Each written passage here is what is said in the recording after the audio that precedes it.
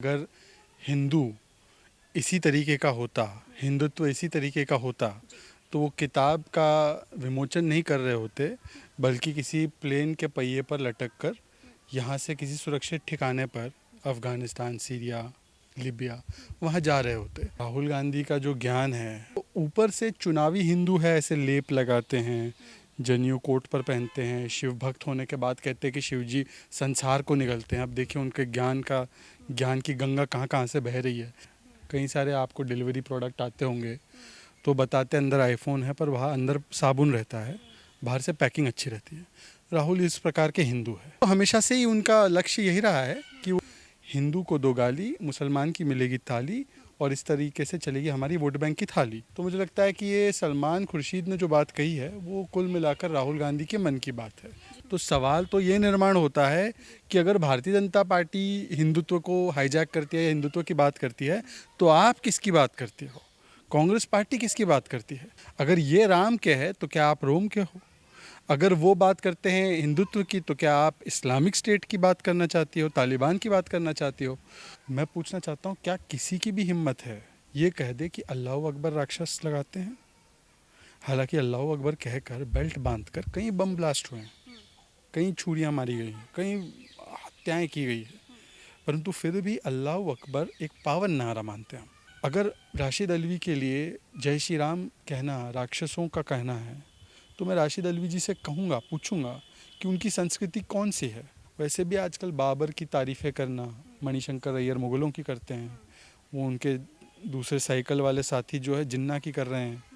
हो सकता है हम लोग राम राज्य की कल्पना कर रहे हैं, वो जिन्ना राज्य की, बाबर राज्य की कल्पना कर रहे हो। नमस्कार, आप देख रहे हैं ओ न्यूज़ हिंदी और मैं हूं आपके साथ आयुषी श्रीवास्तव। सलमान खुर्शीद की वो बुक जिसमें हिंदुत्व को आतंकवाद से जोड़ा गया, इसके बाद देश भर में इसको लेकर विरोध हो रहा है। आपको बता दें, बीजेपी भी कांग्रेस पार्टी को अब देश विरोधी पार्टी बता रही है, लेकिन उसके बाद से राहुल गांधी से लेकर महबूबा मुफ्ती तक अब उनके इस बयान को, जिस तरीके से उन्होंने कहा कि हिंदुत्व को आतंकवाद से जुड़ा, उसके समर्थन में आ गए हैं। राहुल गांधी ने एक तरफ कहा कि अगर हिंदू है तो हिंदुत्व की जरूरत क्या है, तो वहीं महबूबा मुफ्ती ने कहा कि हिंदुत्व को बीजेपी ने हाईजैक करने की कोशिश की है। इसी मुद्दे पर हमारे साथ ज्यादा बातचीत करने के लिए शहजाद पुनेवाला जी मौजूद है। सर, सबसे पहले उस बयान को आप किस तरीके से देखते हैं, वो जो उसमें लिखा गया है कि हिंदुत्व एक आतंकवाद है, आईएसआईएस संगठन से जो जोड़ा गया, बोको हरम जैसे जिहादी संगठन से जो जोड़ा गया?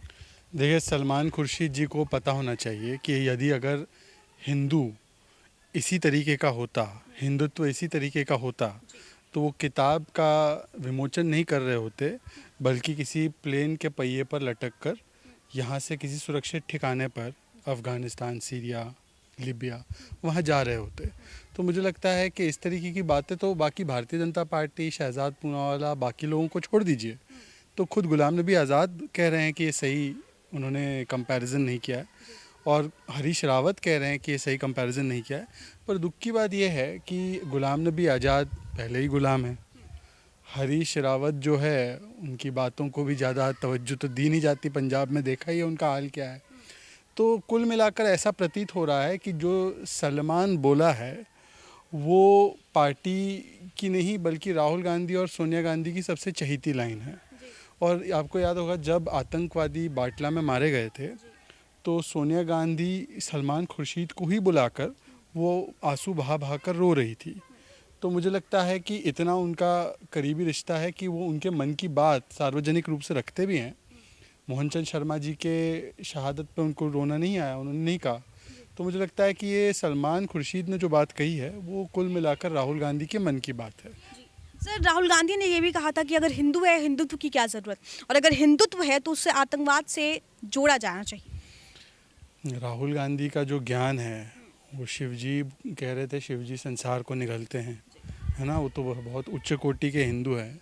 और मैं राहुल गांधी से पूछूंगा एक सवाल कि जो कह रहे हैं कि हिंदू है तो हिंदुत्व की क्या ज़रूरत है, तो भाई भारत है तो भारतीयता की क्या ज़रूरत है? मतलब कोई उनके बोलने का कोई अर्थ नहीं बचा है। जब से उन्होंने कहा है वेलोसिटी, जुपिटर की वेलोसिटी में चीज़ें होंगी, और फिर पॉवर्टी मन स्थिति है, कभी आलू से सोना निकाल रहे हैं, और 10 में से 7 में से 10 लोग उनको ड्रग एडिक्ट मिलते हैं। तो राहुल गांधी, मुझे लगता है उनको कहीं और ठिकाना ढूंढना चाहिए, और एनसीबी उनके कई बयानों की जांच ना करनी शुरू कर दे, मेरी तो केवल इतनी कामना है कि एनसीबी आर्यन खान को छोड़कर राहुल गांधी के बयानों को ज़रा जांचने परखने का काम ना करे। वो उनकी स्थिति ही ऐसी है, ऐसे कुछ सेवन करके ऐसा बयान दे रहे हैं, मुझे नहीं लगता। सर, महबूबा मुफ्ती की बात करिए, वही महबूबा मुफ्ती है जो पाकिस्तान का समर्थन कर रही है। उन्होंने कहा है कि बीजेपी ने हिंदुत्व को हाईजैक किया है, इस पर आप क्या कहें? अब देखिए, हिंदुत्व क्या है? हिंदुत्व जीवन शैली है, ये सुप्रीम कोर्ट ने कहा है, जस्टिस वर्मा ने कहा है। अगर हिंदुओं की बात करना, देश की बात करना केवल मोदी या केवल भारतीय जनता पार्टी के खेमे में आता है, खाते में आता है, तो सवाल तो ये निर्माण होता है कि अगर भारतीय जनता पार्टी हिंदुत्व को हाईजैक करती है या हिंदुत्व की बात करती है, तो आप किसकी बात करते हो? कांग्रेस पार्टी किसकी बात करती है? अगर ये राम के है तो क्या आप रोम के हो? अगर वो बात करते हैं हिंदुत्व की, तो क्या आप इस्लामिक स्टेट की बात करना चाहती हो, तालिबान की बात करना चाहती हो? तो मुझे लगता है चिंता का विषय ये नहीं है कि हिंदुत्व के साथ कौन खड़ा है, चिंता का विषय ये है कि जो हिंदुत्व के खिलाफ खड़ा है वो किसके साथ खड़ा है। और देखिए, महबूबा मुफ्ती का तो पुराना है ही, आतंकवादियों के जनाजे में वो जाती है। कभी उन्होंने परवेज़ अहमद डर या हमारे राइफलमैन औरंगज़ेब, मुसलमान जिन्होंने कुर्बानियाँ दी भारतवर्ष के लिए, उनके जनाजे में कभी गई है? वो नमाज जनाजे में नहीं गई है। और वो हमेशा पाकिस्तान की वकालत करती हैं, कहती है आतंकवादी मासूम बच्चे होते हैं, उनसे बातचीत कीजिए, पाकिस्तान से बातचीत शुरू कर दीजिए। उनके जो साथी है गुपकार अलायंस में, वो कहते हैं चीन की मदद लेकर 370 लागू कर दीजिए। 370 लागू हो गया तो कंधा देने वाला नहीं मिलेगा तिरंगे को। आज तो तिरंगा लहरा रहा है ऊंचे आकाश में, लाल किला हो, लाल चौक हो। तो मुझे लगता है कि हमेशा शरीर यहाँ और आत्मा वहाँ, इसका अगर कोई परिचायक है तो महबूबा मुफ्ती है। सर, एक तरफ उत्तर प्रदेश में चुनाव भी है तो राहुल गांधी, प्रियंका गांधी मंदिर मंदिर घूम रहे हैं, तो वहीं दूसरी तरफ कुछ दिन पहले ही अमेरिका के पूर्व राजदूत से राहुल गांधी मिले। उनका बयान भी सामने आया कि हाफिज सईद जो आतंकवाद है उससे ज़्यादा खतरनाक जो है वो हिंदू आतंकवाद है। देखिए, ऐसा है कि बाहर से कोई पैकिंग अच्छी करने से अंदर का मटेरियल माल जो है वो अच्छा होगा ऐसा ज़रूरी नहीं है। कई सारे आपको डिलीवरी प्रोडक्ट आते होंगे तो बताते अंदर आईफोन है, पर वहाँ अंदर साबुन रहता है, बाहर से पैकिंग अच्छी रहती है। राहुल इस प्रकार के हिंदू है, मतलब बाहर से पैकिंग अच्छी है उनकी, पर अंदर से वो साबुन है। और वो साबुन जो है वो बार बार दिखाई देता है। वो जब बंद कमरे में होते हैं तब वो कहते हैं कि इनकलाब को उन्होंने कहा है अखबार को कि हम मुसलमानों की पार्टी है। कमलनाथ ने भी कहा है कि 90% मुसलमान हमें वोट दे वरना हम बर्बाद हो जाएंगे। कटिहार में सिद्धू ने कहा है कि भाई एक हो जाओ, हमें वोट दो। तो ऊपर से चुनावी हिंदू है, ऐसे लेप लगाते हैं, जनेऊ कोट पर पहनते हैं, शिव भक्त होने के बाद कहते हैं कि शिव जी संसार को निगलते हैं। अब देखिए उनके ज्ञान की गंगा कहाँ कहाँ से बह रही है। तो मुझे लगता है ये ऊपर के हिंदू है, चुनावी हिंदू, सीजनल हिंदू। ऊपर से पैकिंग हिंदू की है, अंदर से साबुन कुछ और है। सर, क्या मुस्लिम वोट बैंक को साधने की कोशिश है, क्योंकि आने वाले समय में यूपी और अन्य राज्यों में चुनाव? हाँ, वो तो हमेशा से ही उनका लक्ष्य यही रहा है कि वो हिंदू को बांटो, मुसलमान को एक करो, हिंदू को दो गाली, मुसलमान की मिलेगी थाली, और इस तरीके से चलेगी हमारी वोट बैंक की थाली। ये इनका पहले से ही ये कार्यक्रम है।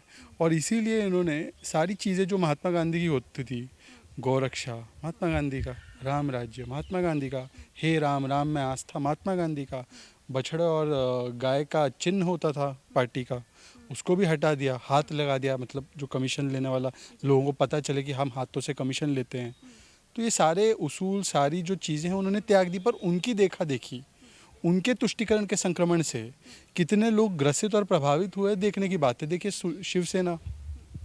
शिवसेना उनके साथ क्या आ गई, तो बाला साहेब की पार्टी, स्वर्गीय बाला साहेब ठाकरे की पार्टी अब सोनिया सेना बन चुकी है।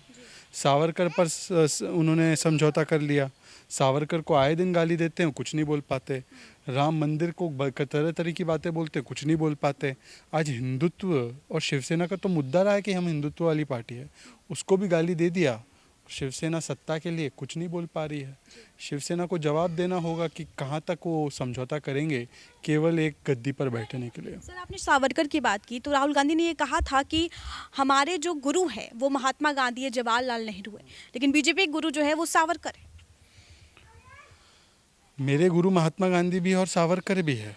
इंदिरा गांधी के भी गुरु महात्मा गांधी और सावरकर थे।